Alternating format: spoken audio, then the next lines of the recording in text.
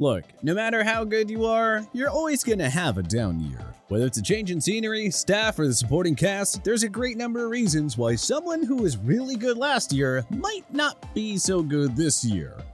In any given NFL season, all 32 teams have at least one player that plays well below expectations. Whether it's injuries, lack of schematic fit, age, or a series of unlucky breaks, countless guys just happen to play under their usual standards. Here is one player from every NFL team that is likely to disappoint in 2022. And he turns it up the field. Touchdown, Jacksonville.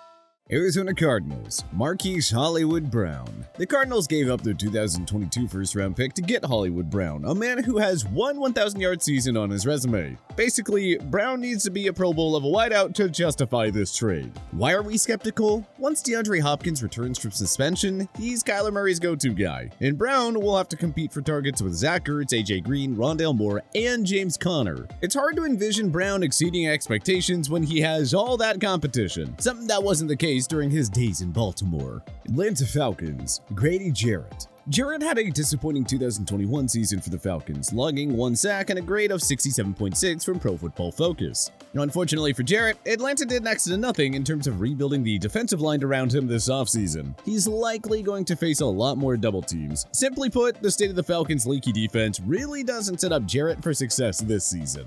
Baltimore Ravens, Calais Campbell. It was a bit surprising to see Baltimore bring back Campbell on a 2-year deal. He isn't Pro Bowl caliber anymore, and the Ravens could have used some more youth and speed on a D-line that underperformed in 2021. Campbell had just 1.5 sacks last season while playing 64% of the team's defensive snaps. A reduced role and another year of mileage on that body adds up to another notable year of regression for the future Hall of Famer. Buffalo Bills, Devin Singletary. This is a make-or-break year for Singletary. It's likely only a matter of time until rookie James Cook takes over as the lead back anyway. Buffalo needs a more balanced offense, and it's clear Singletary isn't what they're looking for in a workhorse back. The early guess is that Cook will take over on passing downs early on, and eventually unseat Singletary as Buffalo's lead rusher by the midway point of the season. Carolina Panthers, Robbie Anderson. Remember when Anderson was seemingly displeased about the Panthers' reported interest in Baker Mayfield back in April? Ooh, awkward. Anderson is simply too one-dimensional as a vertical route runner, which isn't exactly Baker's forte. Look for Mayfield to rely on DJ Moore, Christian McCaffrey, and even newcomer Laviska Shenault Jr., resulting in another disappointing campaign for Anderson in Charlotte. Chicago Bears, David Montgomery. The Bears' offensive line is awful, and Khalil Herbert is likely going to get his fair share of carries. That means Montgomery probably isn't going to be the 1,000-yard rusher again that many expect. It's not a knock against him, but the circumstances just don't add up to Montgomery playing up to his usual standards in 2022. Unless there's something about that Bears O-line that the rest of us just aren't seeing. Cincinnati Bengals, Jesse Bates III. We're honestly nitpicking a bit on this one because the Bengals are well positioned for another run at the Super Bowl, but Bates endured a holdout that lasted several months before finally agreeing to return in late August. And there is a long history of players regressing after going through a long-term holdout. Also, Bates wasn't actually that good in 2021. PFF had him graded at 56.1 on that year, and according to Pro Football Reference, opposing QBs had a 122.0 passer rating when targeting Bates last season. Sounds to us like someone who's overrated and likely to disappoint this year. Cleveland Browns, Amari Cooper. Deshaun Watson will be suspended for the first 11 games, meaning Cooper will be catching passes from career backup Jacoby Brissett. I'm not buying into Cooper regaining his Pro Bowl form without Watson on the field. Plus, Cleveland's lack of depth at receiver will make Cooper the target of many double teams. Dallas Cowboys, Trayvon Diggs. Diggs was quite literally the worst cornerback in coverage last season. He only got Pro Bowl and first-team All-Pro honors because of his league-leading 11 interceptions. There is zero chance Diggs puts up a jaw-dropping interception total like that again.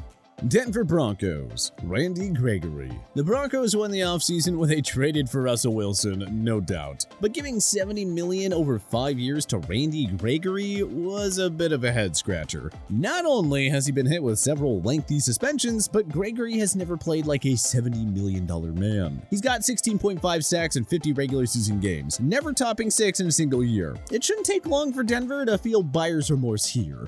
Detroit Lions, Charles Harris. After posting 6.5 sacks through his first 4 seasons, Harris tallied a career-high 7.5 for the Lions in 2021. Was last season his breakout year, or just an outlier? Time will tell, but the arrival of Aiden Hutchinson will likely take some of the stats away from Harris. We're just a bit skeptical about the possibility of him suddenly being an above-average starter after mediocre production in Atlanta and Miami. Green Bay Packers, Allen Lazard. Many are labeling Lazard as the Packers' #1 wideout heading into 2022, but don't overlook rookies Christian Watson or Romeo Doubs. The latter especially turned heads in training camp and preseason. I'm just not buying into Lazard, who's only topped 500 yards in a season once. Houston Texans, Steven Nelson. With expectations already so low for the Texans, it was hard to pick a player who will actually disappoint. But former standout cornerback Steven Nelson is on the downside of his career, and we're not buying him as an upgrade in Lovie Smith's defense. With Philadelphia last season, Nelson allowed a 108.4 passer rating when targeted by opposing QBs. Do you really think he'll turn it around on a much worse defense in Houston? Indianapolis Colts, Stephon Gilmore. Injury-prone and on the wrong side of 30, yeah, that's a recipe for disappointment if you're a former All-Pro corner. I mean, Darrelle Revis was completely finished at age 31. With all due respect to Gilmore, we remain skeptical that he'll be elite without Bill Belichick. I mean, how many ex-Patriots have actually fared well after leaving Foxborough? Those expecting Gilmore to shut down the opposition's top wideout on a weekly basis are just setting themselves up for disappointment. Jacksonville Jaguars, Evan Ingram. The Jaguars gave the former New York Giants Pro Bowler a prove-it deal in free agency, but we just don't see it working out. Ingram has struggled with drops his entire career. A tight end of his skill set should be a consistent red zone threat, yet he has just 16 touchdowns in 5 seasons. Don't buy the bounce-back season hype. Kansas City Chiefs, Frank Clark. We were stunned to see KC bring back Clark, who had a very forgettable 2021 campaign. He had just 4.5 sacks, the lowest since his 2015 rookie year, and had a 24.1 missed tackle percentage according to Pro Football Reference. Chris Jones remains a grade A pass rusher, and rookie George Karlaftis should complement him beautifully off the edge. We expect those two, and not Clark, to carry KC's relentless pass rush in 2022. Las Vegas Raiders, Josh Jacobs.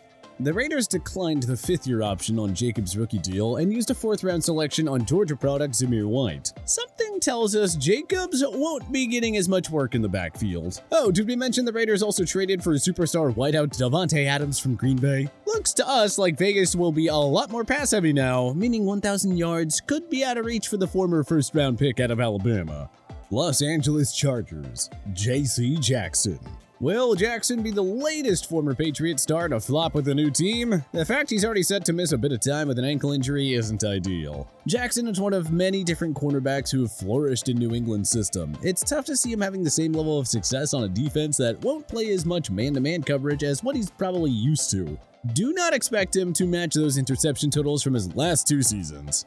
Los Angeles Rams, Troy Hill. Hill was a solid cover man for the Rams in 2020. It probably helped that he's playing on the NFL's #1 defense. That was pretty evident in 2021 when he flopped as a member of the Browns before being traded back to LA. Hill is now 31, which is pretty old for a corner, and the Rams defense has changed under defensive coordinator Raheem Morris. So don't expect him to just pick up right where he left off during his 2nd stint in LA. Miami Dolphins, Tua Tagovailoa. We want to buy the Tua hype, but man, it is hard to ignore those viral videos of him throwing dead ducks in training camp. Not saying Tua will be terrible, but will he really become the superstar everyone expects him to be with Tyreek Hill and Jalen Waddle as his go-to weapons? Minnesota Vikings, Garrett Bradbury. This is Bradbury's last chance to show many that he's a capable long-term starter, but his production through 3 seasons has us highly convinced that he won't be a Viking beyond 2022. The 2019 first-round pick, 18th overall, felt like the perfect fit for many at the time. Fast forward to 2022, and he's now in a make-or-break year. The early guess, he doesn't make it. New England Patriots, Kendrick Bourne. Bourne quietly had a career year in 2021, posting 55 catches for 800 yards and 5 touchdowns, but the acquisition of ex-Dolphin Devontae Parker and the arrival of rookie Tyquan Thornton, once he returns from injury, simply means far less reps for Bourne. New Orleans Saints, Michael Thomas. There's a lot of talk at Enola that the 2019 Offensive Player of the Year will regain his All-Pro form after missing all of 2021 and the majority of 2020. We don't want to get overly excited though. It would be nice to see Thomas stay on the field and actually produce for the first time since 2019, when Drew Brees was still throwing him the football. New York Giants, Saquon Barkley. We'd love Barkley to regain that superstar-like play we saw in 2018 and 2019, but it's hard to ignore his inability to stay healthy and effective, especially while playing on an awful Giants offense. In 13 games last year, he averaged only 3.7 yards per carry and 45.6 rushing yards a game. Are we really expecting Barkley to suddenly become a Pro Bowler again in 2022?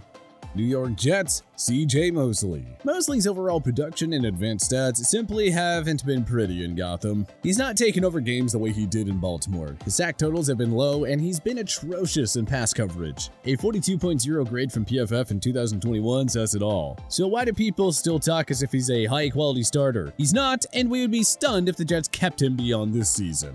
Philadelphia Eagles, Brandon Graham.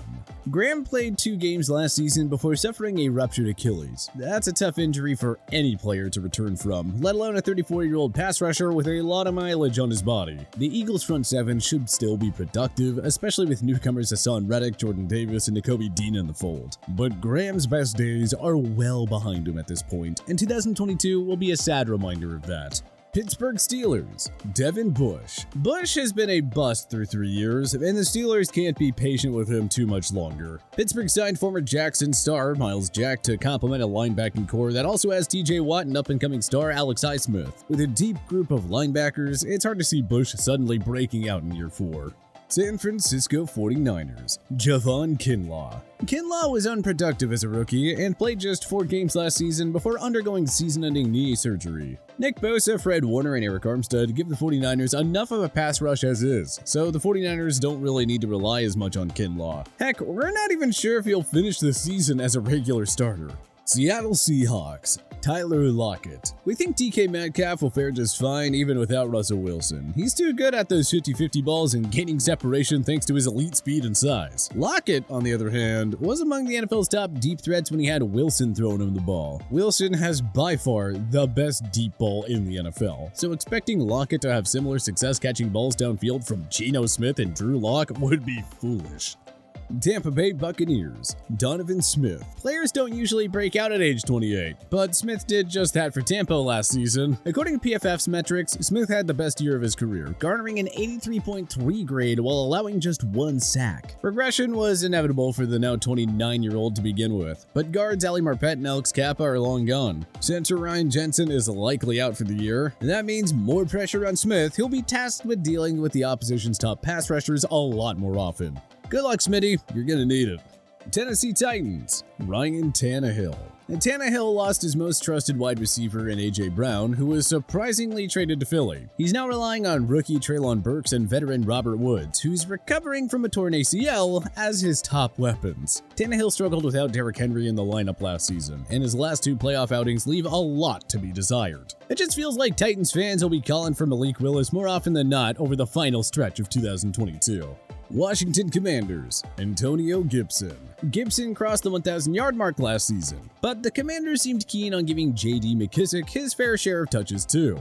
Rookie Brian Robinson Jr. looked poised to compete for the starting RB job before the horrific carjacking and shooting incident that forced him to undergo surgery. There is still hope that Robinson will play this season, however, and if he does, he will get plenty of carries once he's active. This could be a full-on running back by committee in DC when all is said and done, meaning Gibson is unlikely to build off of last year's career season.